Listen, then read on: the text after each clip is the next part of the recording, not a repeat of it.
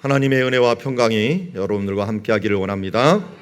오늘은 하나님이 쓰시는 사람이라고 하는 제목을 갖고 말씀을 나누겠습니다. 우리 지난주에 있었던 일 기억나십니까? 성령 강림 주일날 같이 찬양하고 춤추며 하나님께 영광 들렸던 열광스러운 시간이 있었는데, 오늘 새벽에도 열광의 시간이 있었습니다. 안녕히 주무셨습니까? 저는 안녕히 못 잤네요. 신경이 쓰여갖고 반은 자고 반은 신경이 다른 데 있었던 것 같아요. 그런데 유럽에 있는 선교사님한테 들었는데요, 유럽은 축구가 종교랍니다. 거의 광신적으로 따르고 있는, 여기도 이태리 오셨으니까 잘 아시겠네요.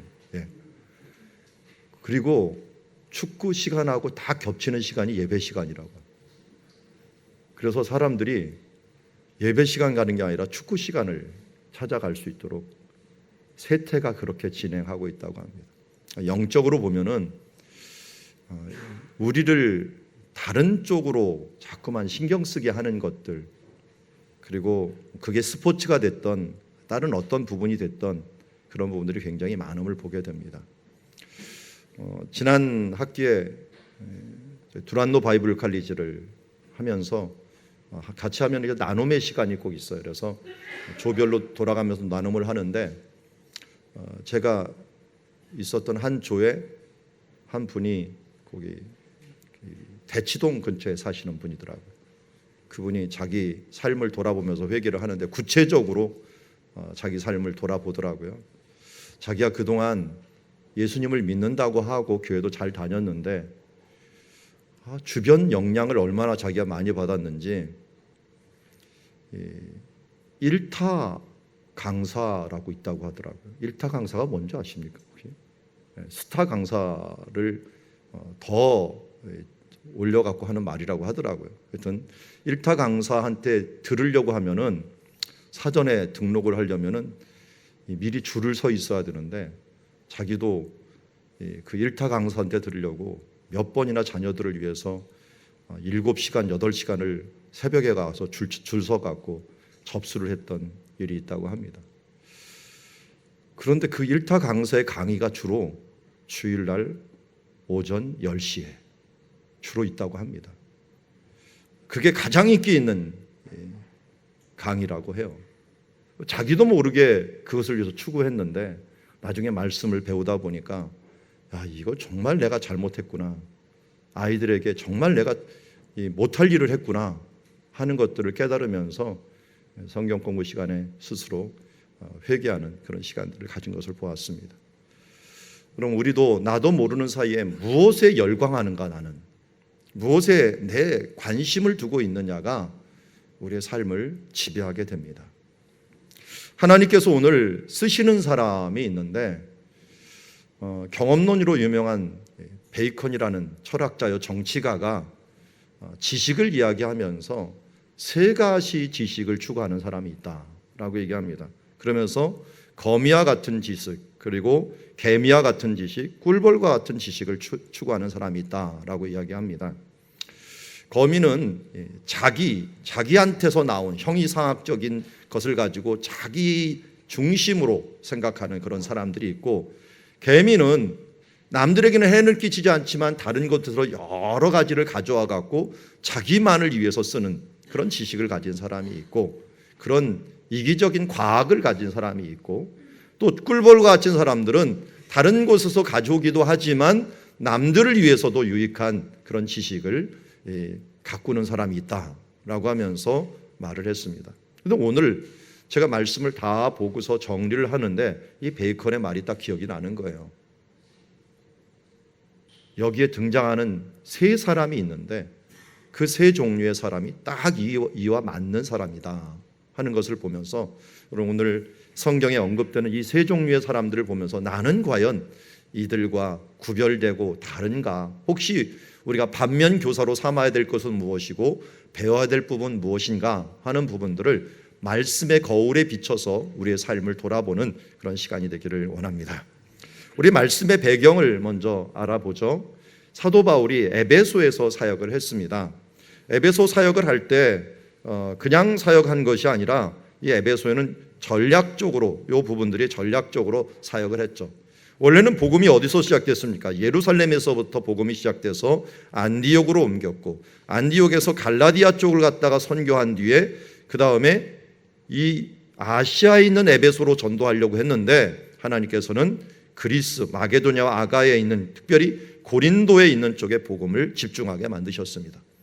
그래서 2차 전도여행 때는 고린도를 사역하고 그 다음에 다시 예루살렘을 거쳐 안디옥에 돌아온 다음에 1차 전도여행 지역과 2차 전도여행 지역을 가기 전에 3차 전도여행으로 이 아시아의 에베소를 집중적으로 복음을 전하게 됩니다.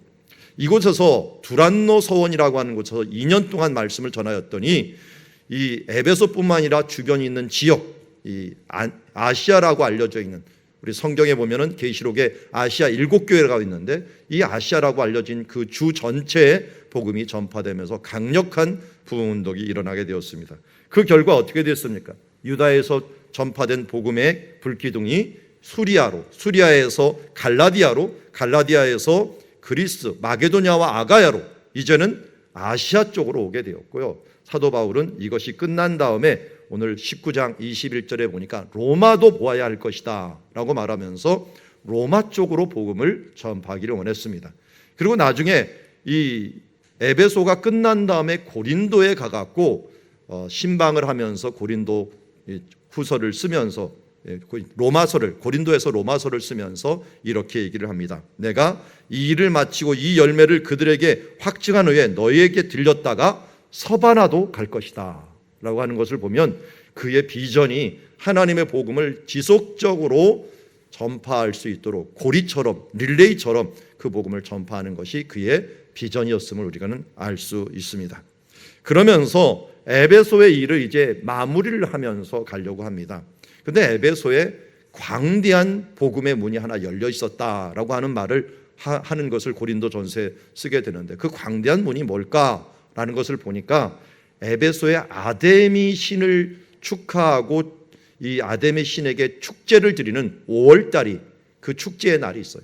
이때는 수많은 지역에서 사람들이 몰려오게 되는데 그때가 황금오장이다, 복음을 전해야겠다 하면서 아데미 신전을 축하하는 축제일을 기다리고 있었습니다.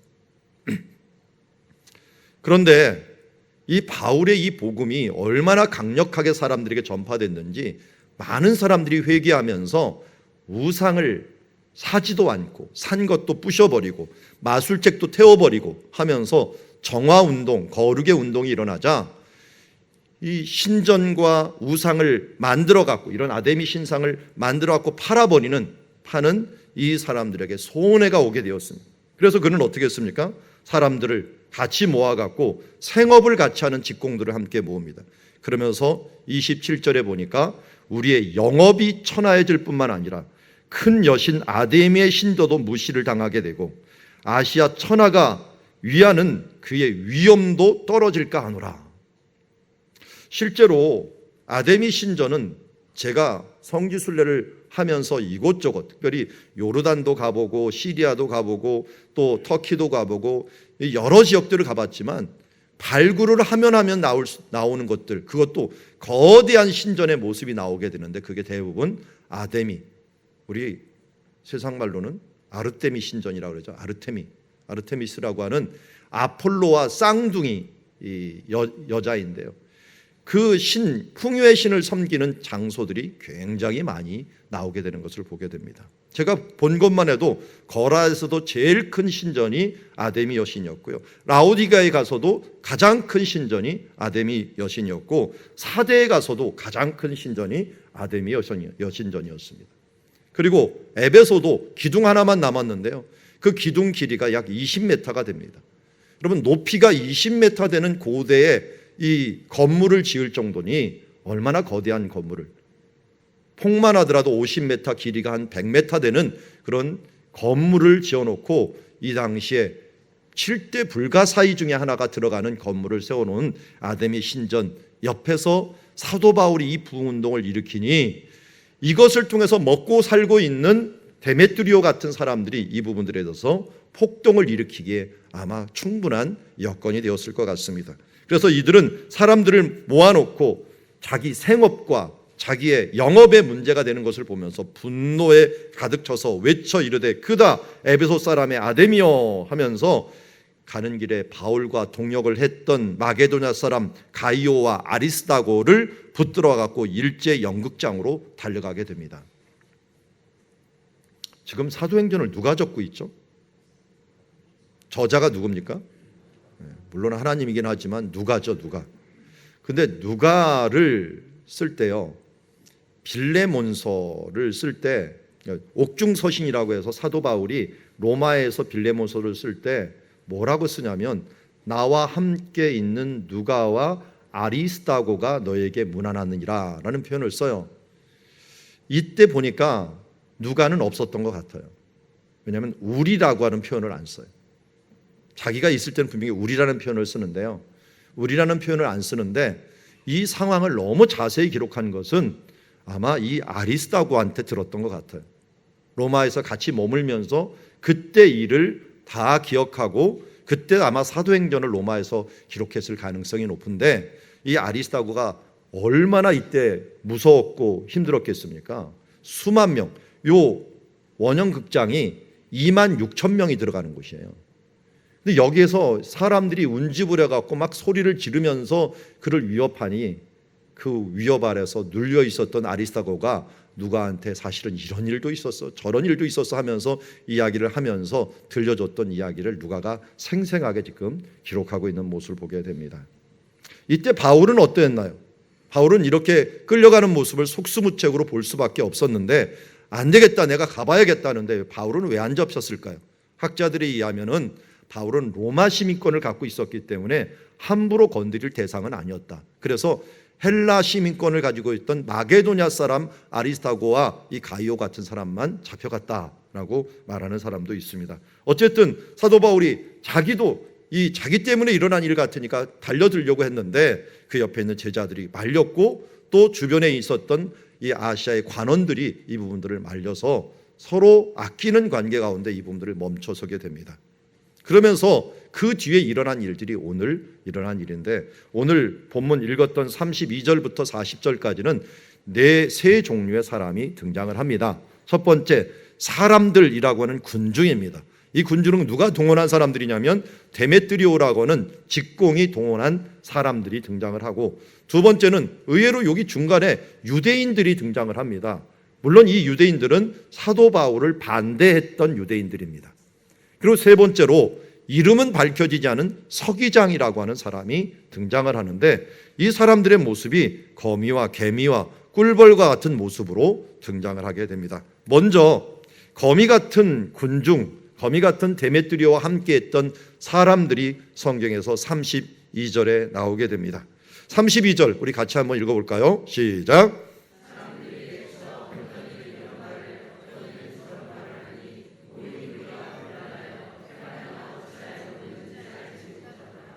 예, 제가 왜 군중심리라고 적어놨는지 아시겠죠? 사람들이 모여갖고 뭐라고 외치는데 우르르 몰려가다 보니까 이게 태반이나 이 일들이 과연 왜 일어났는지를 제대로 모르면서 행하는 것을 보게 됩니다.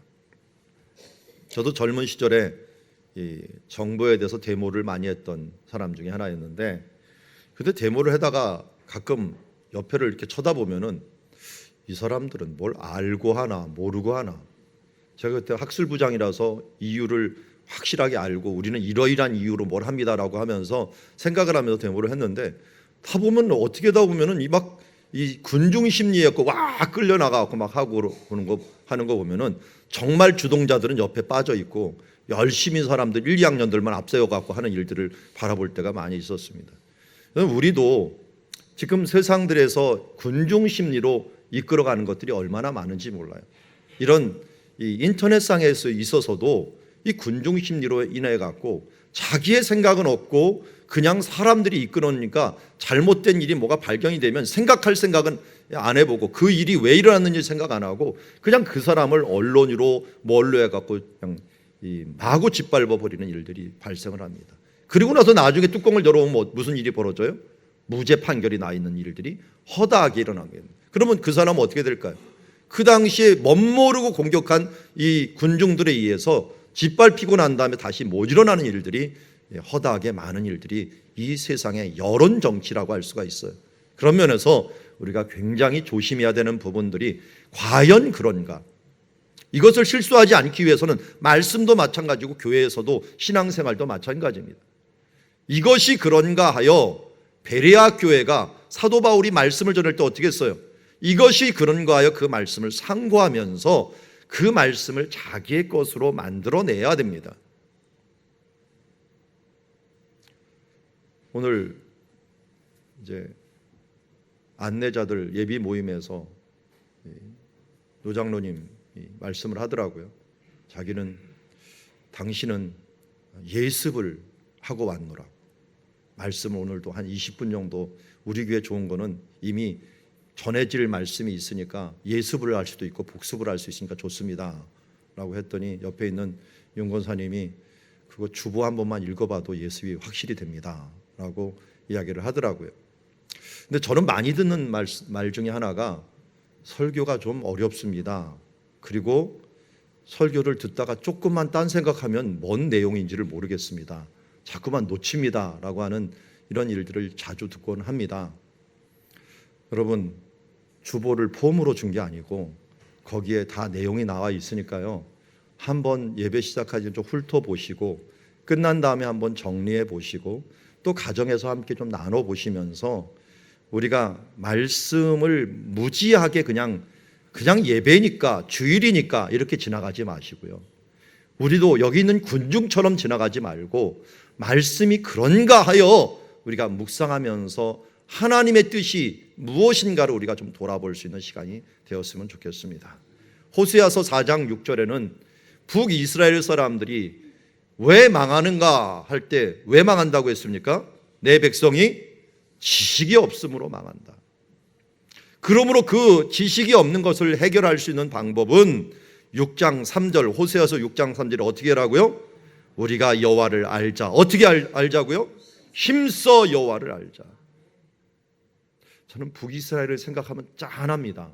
왜냐하면 그들의 역사를 알고 사정을 아니까요. 북이스라엘 분열이 될 때요, 그 북이스라엘에 있었던 여로보암 왕이 했던 죄 중에 아주 진짜 돌이킬 수 없는 큰 죄악이 있었습니다. 이것이 여로보암의 죄라고 얘기를 해요. 그가 예루살렘이라고 하는 곳에 성전이 있으니까 사람들이 성전에 못 내려가기 위해서 베델과 단과 베델이라는 곳에다 금송아지를 세워놓고 여기서 예배드리면 된다. 예루살렘에 안 내려가도 된다. 이거는요, 정치적으로 저는 이해할 수가 있어요. 100번 양보해도 이해할 수가 있는데, 그런데 이것에 반발한 사람들이 레위인이었어요. 말씀에 보면은 언약궤가 있는 그곳에 가서 예배를 드려야 되는데 왜 이곳에서 예배를 드리라고 합니까? 하면서 반발을 하니까 그들을 다 쫓아내버렸어요. 자기 말을 듣는 사람들을 제사장으로 삼아버리고 반발하는 사람들을 모두 쫓아버리니까 레위인들의 대부분이 어디로 갔느냐? 유다로 내려가 버리게 되었어요. 우리나라 같으면 북한에서 반발했던 신앙인들이 대부분 내려온 것과 마찬가지예요. 원래 북한이 우리 평양 근처가 우리 복음의 도성으로 이 예루살렘과 같은 장소였습니다. 그런데 공산주의가 들어오면서 기독교를 박해하면서 그때 신앙 좋았던 분들이 대부분 월남을 하였습니다. 그러면서 서울 근처에 이 월남한 이북에 있는 분들이 예배를 드리고 교회를 세우면서 우리 남쪽의 신앙들이 차라리 더 좋아진 결과를 가져오게 되었습니다. 지금도 북한도 제가 이 여로보암의 죄와 똑같은 죄를 이들이 범하고 있습니다. 그러니 나중에 어떤 결과를 가져왔는지 아십니까? 하나님이 그들을 불쌍히 여기셔서 최고의 선지자를 보내주셨습니다. 구약의 모세 다음으로 훌륭한 선지자를 들라고 한다면 엘리사 같은 사람을 들 것입니다. 이 사람들은 북이스라엘의 선지자였습니다. 그들에게 그 사람들을 보내주면 뭐합니까? 회개를 하고 돌아왔습니다. 하나님의 놀라운 기적을 통해서 돌아왔어요. 그런데 돌아갈 곳이 없는 거예요. 레위인들과 제사장들이 말씀을 갖고 있는데 그 말씀을 붙든 사람들이 다 없어져 버렸으니 자기 소견에 오른 대로 하나님께 돌아와서 예배하는 결과를 가져오게 된 것을 보게 됩니다. 결국 하나님을 아는 지식이 없으므로 자기 소견에 오른 대로 하나님을 믿음으로 망하게 된 결과를 가져오게 되었습니다. 지금 우리는 어떻습니까? 예배하면서 회개하면서 하나님께 돌아간다면서 어디로 돌아가고 있습니까? 감사하게도 한국교회는 성경이 있습니다. 감사하게도 그래도 건강하고 하나님의 말씀대로 설교하려고 하는 많은 교회들이 지금도 우리 가운데 있습니다. 물론 병든 교회도 있습니다. 가정이 다 건강하지 못한 것처럼 교회도 다 건강하지는 않습니다. 그러나 몸부림치면서 하나님 말씀대로 살아가려고 하는 많은 교회가 있기에 이 땅에는 소망이 있습니다. 우리 교회가 그런 교회가 된 줄 믿습니다. 또 그런 교회가 꾸준히 되어야 될 줄 믿습니다. 하나님의 말씀을 끝까지 붙들고 하나님의 뜻이 무엇인가, 하나님은 어떤 분인가를 알아가는 힘써 여호와를 알고 힘써 여호와께 가까이 가는 주님의 자녀가 될 때 이러한 무지한 사람들, 거미와 같은 인간들로 내 이익과 또 다른 사람들의 것들을 등쳐먹는 것을 내 삶으로 살아가는 그런 불쌍한 인생이 되지 않을 줄 믿습니다. 여기 거미와 같은 이제 인간을 넘어서 미자는 같은데 개미와 같은 유대인을 보게 됩니다.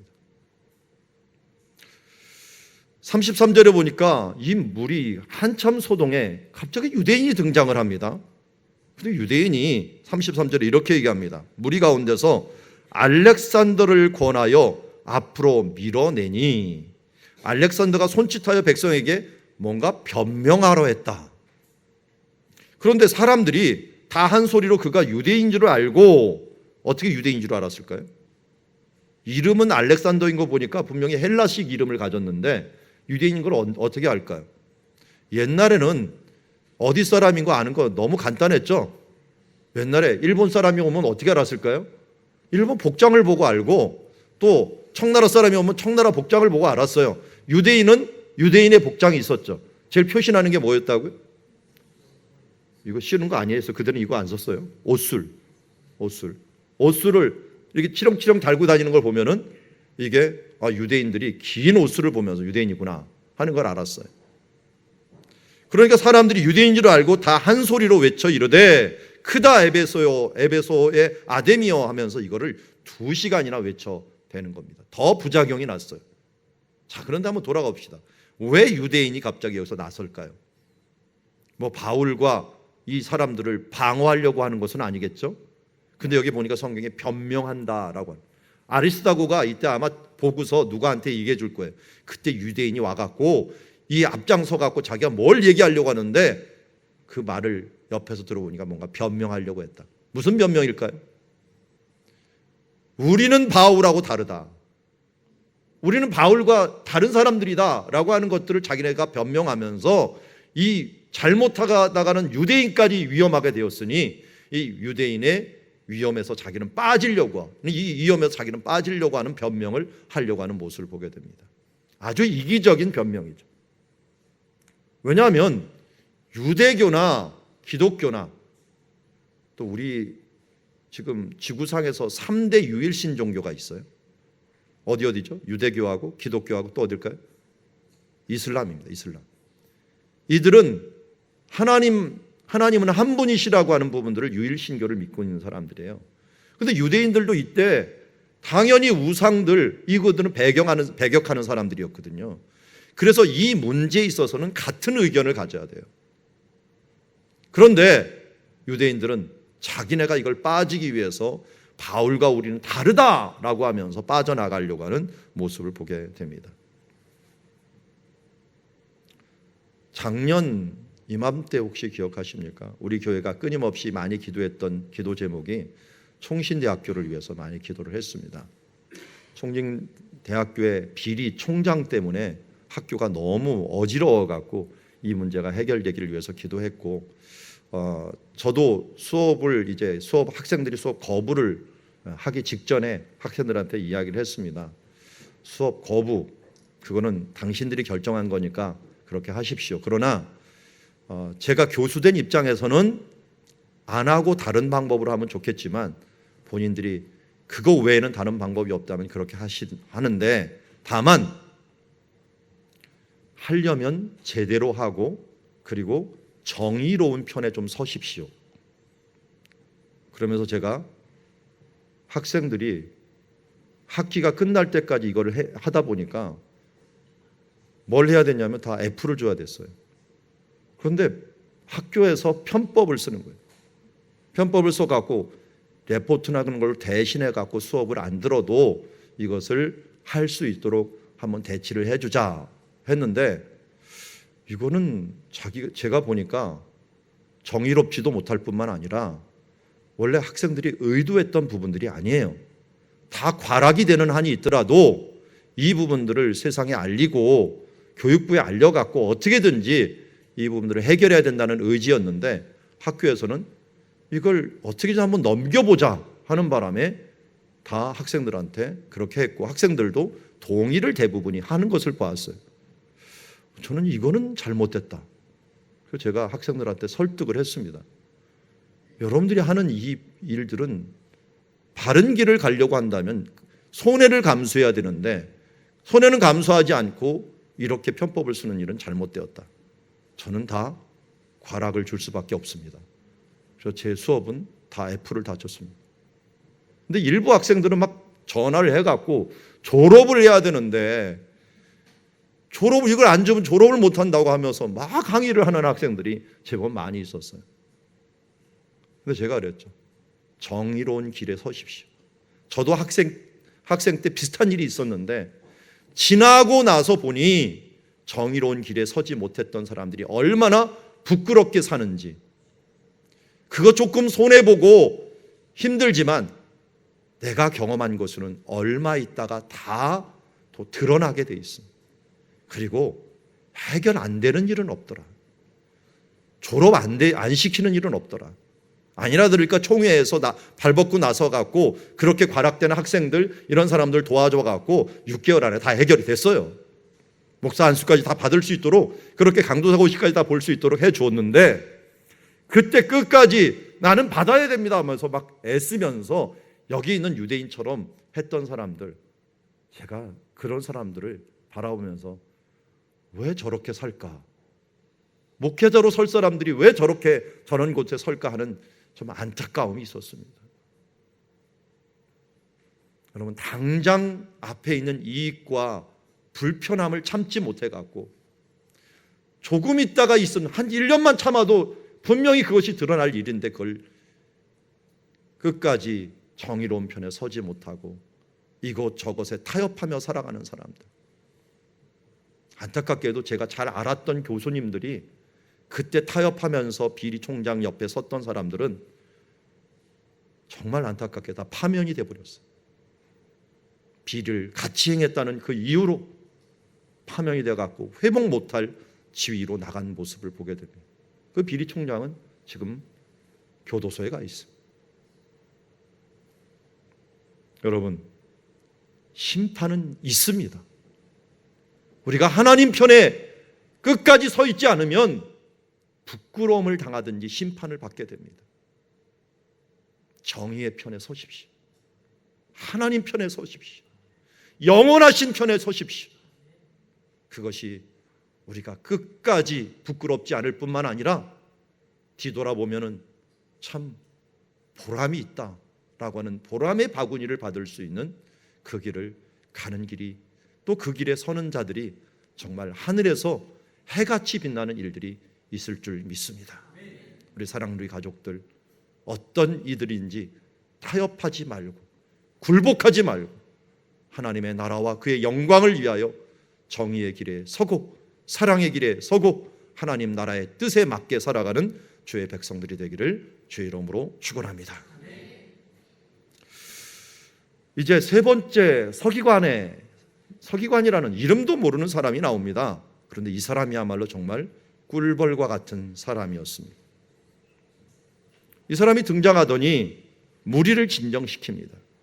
서기장은 누군가? 총독이 아니에요. 이 사람은. 총독은 대부분 로마 정부에서 파견한 사람이라고 한다면 서기관은 그 민회에서 뽑은 사람들입니다. 민회.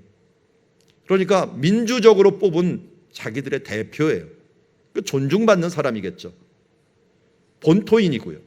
이 사람이 나와서 무슨 얘기를 하니까 일단은 사람들이 귀를 기울이게 되었습니다. 이 사람의 지혜가 아니었다면 잘못하면 에베소가 큰 위험에 휩싸일 수도 있었던 것 같습니다. 근데 서기장이 나와서 무리를 진정시킵니다. 그러면서 인정할 건 인정해 줍니다. 무엇을 인정합니까? 에베소 사람들아, 에베소시가 큰 아데미와 제우스에게서 내려온 우상의 신전지기가 된 줄을 누가 알지 못하느냐. 실제로 그렇다라고 하는 걸 인정해 줍니다. 그 사람들이 먼저 마음을 진정하게 됩니다. 자기를 인정하지 않으니까 그 부분들에서 흥분을 했는데 인정을 해 줍니다. 성경을 보면요, 하나님을 믿는 사람도 아니고 신앙인도 아닌데요, 하나님이 쓰시는 사람이 있어요. 우리는 착각하기를 성경에 보면은 하나님이 몽둥이로 쓰는 사람이 있어요. 그런 사람들은 느부갓네살 왕 같은 사람들이 심판을 하기 위해서, 이스라엘 심판하기 위해서 몽둥이로 쓰는 사람이 있는 반면에, 또한 몽둥이가 아니라 구조하는 사람, 구원자로 쓰시는 사람도 있다는 거예요. 분명히 그 사람은 하나님을 믿는 사람도 아닌데 심판자로 쓰는 사람도 있지만 구원자로도 쓰는 사람이 있다는 거예요. 바벨론의 느부갓네살을 하나님을 대신한 심판자로 쓰셨다면 한다면, 바사라고 하는, 우리 책에는, 역사책에는 페르시아라고 부르죠. 페르시아의 고레스라고 하는 이 사람은 구원자로 사용을 하게 됩니다. 그래서 이사야서 44장 28절에 이 바사의 고레스에 대하여는 이르기를 내 목자라, 그가 나의 모든 기쁨을 성취하리라 하며, 예루살렘에 대하여는 이르기를 중건되리라 하여 성전에 대하여는 내 기초가 놓여지리라 하는 자니라. 고레스가 나중에 바벨론을 침략하고 점령하면서 뭘 선언했냐면, 모든 종교는 자유다. 이제 각자 자기 신전에서 나온 물건들, 그 물건을 바벨론이 다 뺏어왔는데 그 물건을 가지고서 자기 고향으로 돌아가서 신전을 다시 짓고 거기에서 왕을 위해서 기도해 나오. 그 전까지는 신의 이름으로 정복하는 정책을 썼는데 고레스는 정책을 완전히 바꿔서 모든 신들을 인정하면서 다신교 정책을 쓰게 됩니다. 그러면서 최고의 혜택은 누가 받게 되죠? 유대인들이, 신앙을 굳건히 지켰던 사람들이 최고의 혜택을 받고, 바벨론이 예루살렘을 침략했고 가져왔던 모든 금그릇, 은그릇 이런 부분들을 다시 돌려주면서 수룹바벨과 여호수아가 이것을 가지고 돌아가게 됩니다. 그래서 성전을 짓게 됩니다. 그때 쓰임을 받았던 사람이 고레스라는 왕이었습니다. 그런데 우리는 이미 사도행전에서 이런 사람을 봤어요. 서기관이지만 직접 이름이 나오는 사람 중에서 사도 바울을 아주 이롭게 도와줬던 사람이 한 명 있죠. 고린도에서 우리 만났던 사람 누굽니까? 왜 안 나오나 이름이? 고린도에서 총독으로 도와줬던 사람, 갈라디아하고 똑같이 시작하는 이름, 갈리오. 갈릴레오는 기억하고 갈리오는 기억을 못하죠. 누군가 좀 크게 얘기를 해줬어야지 우리 교회가 좀 민망하지 않은데, 이 설교 이거 지금 녹화되고 있는데 참 이 사랑누리 교회 좀 민망하게 됐네요. 갈리오가 사도 바울을 얼마나 도와줬는지 들으셨잖아요. 감사하게도 여러분들은 성경 본문은 잘 잊어버려요. 예화는 다 기억하고 본문은 잊어버리고 하니, 제가 강해 설교를 하니 끝없이 할 수가 있습니다.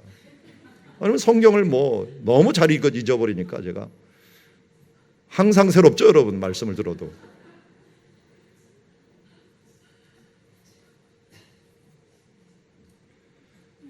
갈리오가 이 서기장처럼 사도 바울이 고소가 되었을 때 어떻게 했어요? 종교는 자유야. 왜 종교를 가지고 나한테 고소를 해? 돌려보냅니다. 거기다가 고발한 소수대네를 갖다가 사람들이 막 때려버립니다. 왜 이 일들을 갖고 총독을 괴롭히느냐 하면서 차라리 데리고 온 유대인들이 그때 망신을 당하고 사도 바울은 보장을 받았던 일이 있습니다. 그때 갈리오가 마찬가지로 서기오, 이 서기장도 그렇고요. 예전에 있었던 서기오 바울도 그렇고요. 이렇게 사도 바울이 가는 곳곳마다 도와주는 사람들이 있는데 고레스와 같이 신앙인도 아닌데 꿀벌과 같이 자기를 도와주는 사람이 생기게 되었습니다. 이 서기장이 이 일들을 진행하는데 사람들을 진정시키고 어떻게 합니까? 그들에게 사실관계를 분명하게 파악하도록 돕습니다. 너무 흥분하지 말고 사실관계를 한번 따져보자 이렇게 얘기하는 거예요. 너희들이 분명히 아데미 신전은 큰 거 알고 아데미 신전의 신전지기가 된 걸 아는데 이 일이 그렇다 할 수 없는데 너희는 가만히 있어서 무엇이든지 좀 경솔하지 않게 하기를 바랍니다. 왜냐하면 여기 있는 가이오와 여기에 있는 아리스토거를 한번 봅시다. 이 사람이 신전의 물건을 도둑질한 것이 있느냐? 없습니다. 그러면 이 사람들이 이 신전의 이 아데미 여신을 비방한 적이 있느냐? 없습니다. 그럼 무슨 일로 고소를 할 수 있겠느냐? 그들이 일어난 이유는 앞절에 보니까 영업 때문이었어요. 이익 때문이었어요. 그러면서 말하는 것들이 신전이 무시를 당하고 천하가 그의 위엄이 떨어질까 하는데 이건 추상적인 것이었거든요. 이런 추상적인 것을 가지고 이 일들에 고소하거나 이런 일들은 법적으로 도저히 용납이 될 수가 없다라고 얘기하는 거예요. 그런데 우리도 마찬가지예요. 우리도 얼마나 자주 추상적인 것 갖고 걱정하고 염려하는지 모릅니다. 그거 갖고 흥분하는지 모릅니다. 사실은 적어놓고 조금만 생각해도 아무것도 아닌 것들을 향하여 그것 때문에 근심하고 걱정하는 일들이 미리 근심하고 걱정하는 일이 너무 많아요. 한번 이번 기회에 돌아보십시오. 내가 근심하고 또 불편한 관계들, 그것이 내 선입관은 아닌지, 그것이 내가 그냥 감정적인 것에 나보다 틀리다는 이유로, 나보다 조금 잘났다는 이유로 시기와 질투에서 일어난 일들은 아닌지, 아니면 나보다 조금 못났다고 해갖고 무시하는 그런 마음에서 오는 것들이 아닌지 한번 돌아보시길 바랍니다. 이 무리들을, 그런 일들을 그들에게 분명하게 사실관계를 이야기했던 이 서기장은 그 다음 이야기합니다. 이것을 주도했던 데메트리오를 분명히 얘기합니다. 그와 함께 있는 직군들이 누구에게 고발할 것이 있으면 재판 날도 있고 총독들도 있으니 피차 고소할 것이요. 만일 그 외에 무엇을 원하면 정식으로 민회에서 결정할 것이다. 알렉산더와 로마가 만들어 놓은 굉장히 좋은 문화는 민주주의였어요. 물론 우리 신앙인들은 모두 다 민주주의를 받아들일 수는 없지만 민주적인 제도에 대해서는 우리가 존중해 줄 필요가 있습니다. 정식으로 절차를 거치라라는 거예요. 고소도 있고 상소도 있었고 모든 법적으로 할 수 있는 모든 것들이 있는데 왜 지금 이 부분들을 절차를 거치지 않고 정식으로 행하지 않느냐라는 겁니다.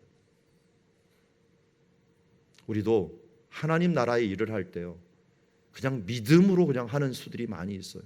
신앙인들이 그런 이 잘못된 절차를 가지고서 행할 때가 많이 있어요. 내 생각대로, 아니 내가 기도해 보니까, 이런 건 없습니다.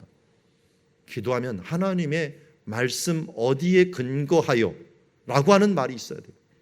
하나님 나라에서 천국에서도 여러분들을 맞이할 때 예수님이 분명히 물을 겁니다. 너는 무슨 근거로 내 나라에 들어올 수 있느냐라고 물어볼 거예요. 그럼 여러분들 뭐라고 대답해야 됩니까?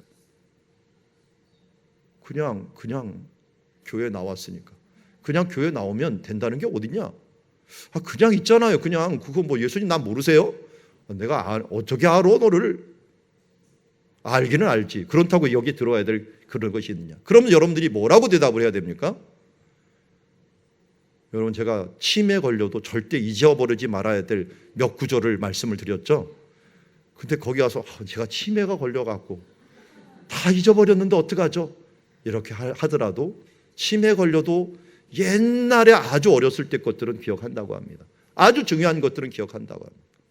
그래서 제가 어린이들에게 꼭 여러분들 교사들을 알려줘야 될 노래가 있다고 했죠. 하나님이 세상을 이처럼 사랑하사 독생자를 주셨으니 이는 저를 믿는 자마다 멸망치 않고 영생을 얻으리로다. 요한복음. 예, 여러분 이거는 잊어버리면 안 됩니다. 왜냐하면 거기 가서 기억이 가물가물하도록 그냥 입으로 그냥 튀어나와야 돼요.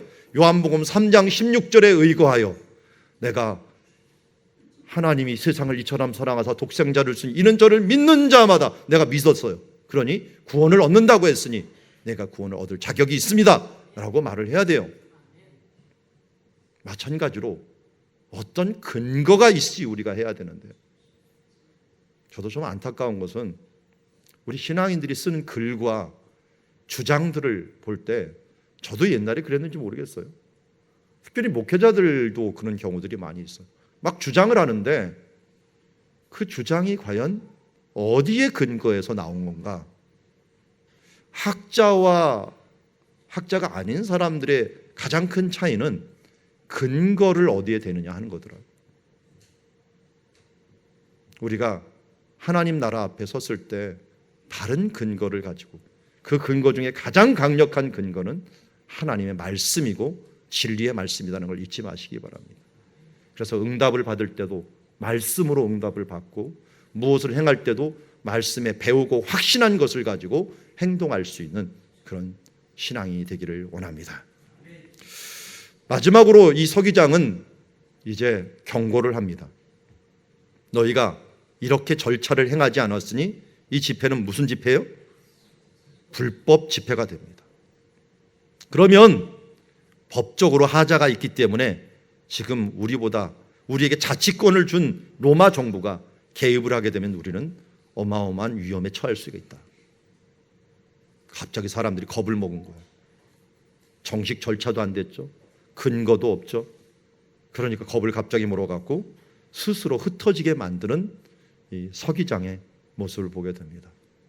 사도 바울은 이 서기장의 도움, 그냥 바울하고 서기장이 알았는지 몰랐는지는 모르겠지만 어쨌든 이 서기장을, 이름 모를 서기장을 통하여 하나님의 나라가 다시 보호함을 받게 되는 결과를 가져오게 되었습니다.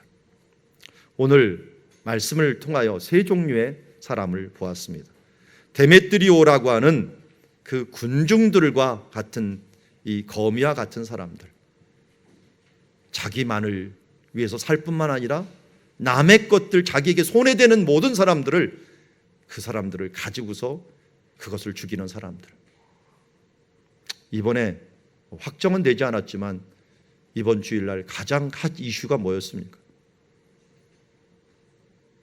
한 여인이 자기에게 방해가 된다고 자기 전 남편을 잔인하게 죽이고, 그거 추정하기로는 현 남편의 아들도 죽이고, 이렇게 하면서 그냥 아무 거리낌 없이 슈퍼마켓에 가갖고 죽이기 위해서 사용했던 물건들을 반환을 하고 하는 이런 모습들이 화면에 나오면서 뭐 저런 사람이 있나? 그렇네요. 그런 사람이 거미와 같은 사람이 자기에게 방해가 된다면 다 잡아먹는 거예요. 근데 우리는 그분들의 자유로울까? 개미와 같은 사람이 있습니다.